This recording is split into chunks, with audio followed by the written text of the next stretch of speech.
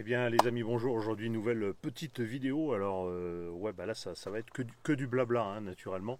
Parce que comme vous l'avez vu dans le titre, je vais vous parler des rumeurs concernant l'arrivée très prochaine, ça devrait pas tarder d'après ce que j'ai vu, du nouveau R3, le DJI R3. Alors c'est plus le Mavic, hein. On avait eu avant le Mavic Air, le Mavic R2, le Mavic R2S un an après, quasiment le R2. Ça avait été très rapide, puis là depuis des années, plus rien du tout, puisqu'ils ont bossé, DJI a bossé sur la gamme du Mavic 3, mais après le Mavic 3 Pro. Ensuite, ils ont bossé aussi beaucoup sur le Mavic Mini, hein, sur le Mini 3, le Mini 3 Pro aussi qui est sorti, etc. Enfin bon, et puis après toute la gamme professionnelle, je ne vais pas tout énumérer. Et donc là, enfin, les rumeurs font état de la sortie donc imminente du Mavic, enfin c'est plus le Mavic, je dis Mavic, mais autant pour moi, du R3. Alors le R3, ça va être une grosse évolution du R2S.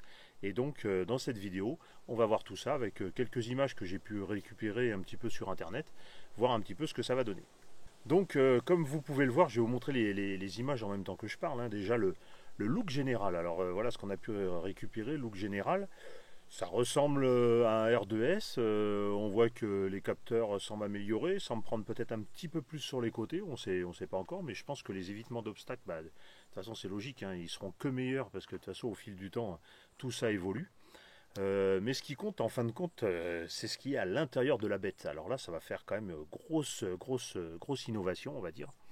C'est que, comme vous pouvez le voir là sur ces images-là que je vous montre, on aura donc un double capteur. Alors, double capteur, ce qui a son importance, alors j'ai pas toutes les spécificités techniques, hein. En plus ce sont que des rumeurs, hein, mais je pense qu'elles commencent à être fondées, vous verrez pourquoi après. Ce que l'on a, donc, enfin, on va pouvoir prendre en photo déjà. Photo 48 millions de pixels, donc ça c'est déjà une grosse évolution, même si ça ne sert pas au quotidien, hein, on n'en demande pas tant la plupart du temps. Mais surtout, moi ce qui m'intéressait, c'est qu'on va pouvoir filmer en vidéo, en HDR, en 4K, en 60 images secondes. Je regarde à côté parce qu'à côté j'ai mis quelques petites notes pour ne rien oublier. Donc du 4K HDR 60 images secondes. Alors ça c'est vraiment bien parce que du 60 ça va nous offrir, on va pouvoir faire des ralentis, on va pouvoir ralentir par deux fois par exemple sans perte de qualité d'image. Et puis surtout donc on va être en 4K en HDR. Donc le HDR c'est ce qui permet de reprendre bien les ombres, etc., les parties trop ensoleillées, de faire un amalgame en fait, et puis de sortir une image qui est tout à fait correcte et exploitable, quasiment sans colorimétrie. Donc ça, ce sera pour les qualités photo vidéo, mais ça c'est rendu possible par l'arrivée donc d'un nouveau capteur qui sera en 1,3 pouces. Donc il y aura deux capteurs, un capteur 1 pouce et un 1,3 pouces. En fait, voilà ce qui devrait être prévu dessus. Donc déjà capteur 1 pouce, ben, on gagne par rapport au R2S, hein, enfin par rapport au R2 surtout, que moi j'utilise toujours. Et puis donc on a donc ce double capteur. L'intérêt de ce double capteur, c'est qu'on va avoir aussi, d'après les prévisions, hein, toujours pareil, hein, on doit avoir un zoom. Alors ça c'est pas mal, un zoom optique par 3. Donc ça c'est grosse nouveauté. Ça peut servir sur certains plans. Ça peut servir sur des plans à l'approche, si on veut faire un plan, je ne sais pas, d'un pont à l'approche d'une agglomération. Et bien on n'aura pas besoin de trop s'approcher de l'agglomération. Donc déjà on la survolera pas, ça c'est bon. Mais en plus on n'aura pas besoin de trop s'approcher. On pourra zoomer par 3 optique, donc bonne qualité. Et puis donc réaliser notre film. Donc ça c'est notre film ou nos photos. Ça, grosse nouveauté, très intéressante. Donc on aura la possibilité normalement de filmer, enfin de shooter en mode vertical.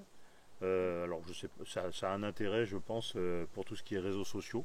Et on pourra faire de la vidéo en mode vertical jusqu'en 2,7K d'origine. Donc bon, ça c'est un plus. Moi personnellement je ne l'utilise pas s'il y a ça, mais bon voilà, c'est toujours quelque chose en plus.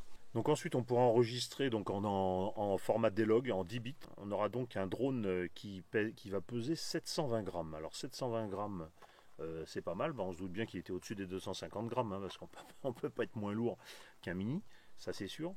Donc qu'est-ce qu'il vous faudra lorsque vous aurez ce drone? Il faudra quand même donc aller sur Alpha Tango, vous déclarer comme exploitant drone, ça ce sera une obligation, donc exploitant. Et puis vous aurez le petit brevet à passer. Ça c'est obligé, le brevet de loisir. Par contre, moins de 800 grammes, vous n'êtes pas obligé d'enregistrer, donc d'immatriculer, hein, entre guillemets, d'enregistrer votre drone sur Alpha Tango. Bon, c'est toujours conseillé de le faire, mais voilà, si vous ne le faites pas, il n'y aura aucun souci. Vous serez dans les clous. Ensuite, on arrive sur les batteries. Alors, vous voyez les batteries, le Mavic R2 et le Mavic R2S, je vais y arriver avec les dénominations, c'est pas facile, avaient bénéficié de la même batterie. Là, on se doute que, évidemment, comme régulièrement, ils ont changé la batterie. Donc, vous voyez, ce nouveau type de batterie, ça semble plus long. L'avantage, alors j'ai plus les chiffres en tête, ça je ne l'ai pas noté. Elle est donc de plus grosse capacité. Et l'autonomie de vol prévue par DJI est de 46 minutes. Alors bon, on sait très bien que ça ne fera pas 46 minutes. Mais déjà, si on arrive à voler 35-40 minutes, eh ben, on aura déjà, je pense, une très bonne autonomie. On a déjà de quoi faire. Il n'y aura pas de souci là-dessus. Et donc, avec cette autonomie rallongée, ça va nous permettre d'aller plus loin. Alors, non, ça ne nous permettra pas puisqu'on n'a pas le droit en France. Mais si tant est que vous alliez dans un pays où on ait le droit, sachez que ce drone, alors surtout pour les puissances, la puissance de l'émetteur à l'étranger, puisqu'en France on est toujours bridé nous, mais sinon la portée du drone sera donnée pour 20 km, donc en France on aura moins que ça. Mais bon, ce qui veut dire que même si vous emmenez votre drone un petit peu loin, hein, comme fait tout le monde, hein, il faut pas se leurrer, normalement vous devriez avoir aucune perte de signal, ça devrait rester tout le temps nickel, et ça pour la sécurité des vols c'est super important. Donc ça quand même grosse innovation. Si j'ai bien vu, mais j'en suis plus sûr, on passerait sur de l'OcuSync 4, je crois. Donc ça, c'est la transmission du drone, donc pareil, encore un avantage. Concernant les batteries, alors, si vous prenez le Flymore Combo, je vous montre un petit peu les kits qui existent. Le Flymore Combo, vous voyez au niveau des batteries, il y a un hub de chargement. Je suppose que c'est comme les précédents hubs de chargement chez DJI. Tout simplement, on met les 3 batteries, mais ça les charge une par une. Personnellement, je trouve ça nul. À chaque fois, je suis obligé de racheter un autre chargeur qui charge les 3 batteries en même temps. Sinon, vous perdez trop de temps. C'est juste pas possible leur système. Donc, à voir si c'est ça ou si c'est pas ça. Ensuite, ce drone va bénéficier, j'allais dire évidemment, parce que ça se fait sur les derniers modèles, d'une mémoire interne normalement de 8 Go. Donc, si votre carte mémoire est pleine ou si vous oubliez la carte mémoire, ce qui peut arriver, vous pourrez toujours filmer à hauteur de 8 Go d'enregistrement. Ensuite, le drone, je vous montre les images, pareil. Vous aurez donc le kit normal ou le Flymore Combo, c'est-à-dire avec les batteries en plus. Dans tous les cas, il sera livré donc avec la radiocommande traditionnelle.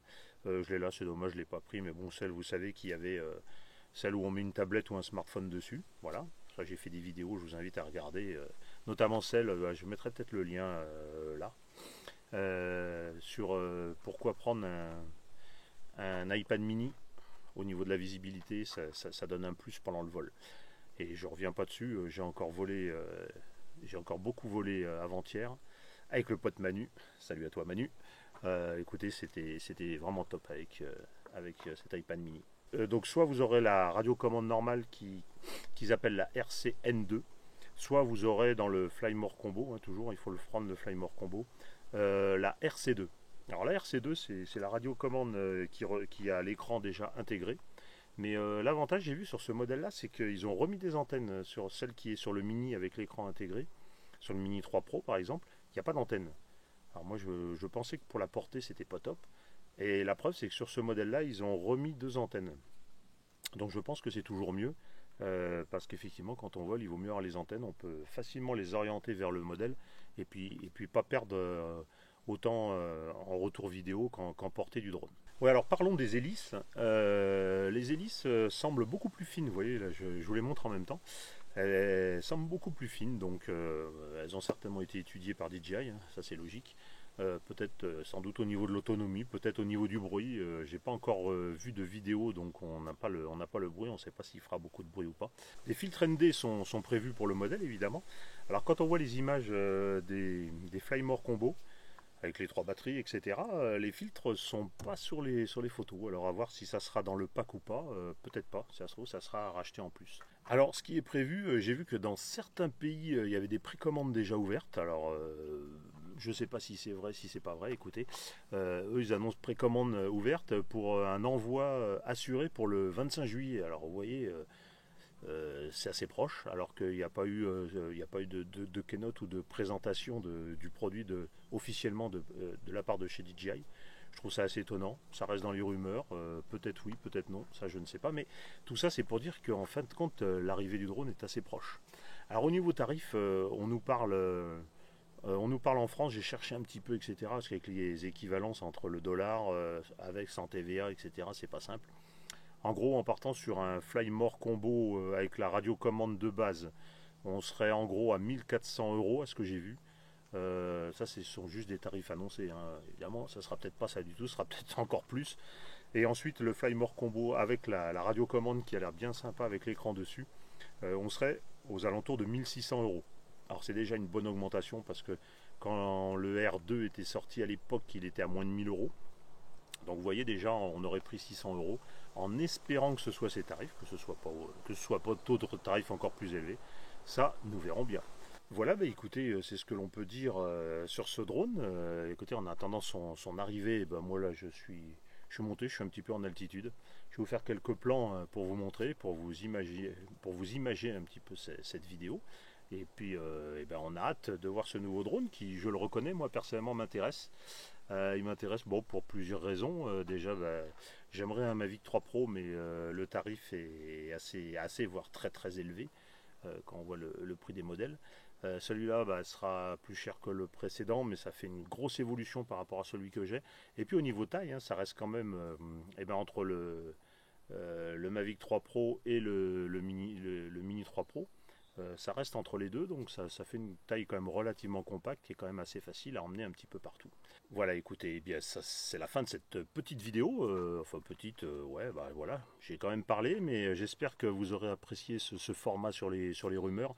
J'en avais fait pour le Mavic R2 à l'époque, et là, et ben voilà, j'en refais une pour le R3. Voilà, merci à tous d'avoir suivi cette nouvelle vidéo, et puis comme d'habitude, hein, si vous avez apprécié, je vais mettre là l'abonnement, le pouce, le commentaire, et puis pour le temps que j'ai passé à faire des recherches, etc. Ça mérite bien ouais, un petit commentaire et puis surtout un petit abonnement. Ça fait toujours chaud au cœur de s'abonner et puis ça motive pour la suite et à continuer à essayer de vous faire des belles images parce que l'intérêt du drone, c'est pas que de parler blabla drone, c'est ça le blabla drone on le fait pendant les stages gratuits. L'intérêt du drone, c'est de faire de belles images et de vous les présenter. Pour ceux qui ont la patience de regarder les vidéos du début à la fin, merci à vous. Allez, à bientôt pour une prochaine vidéo. Au revoir.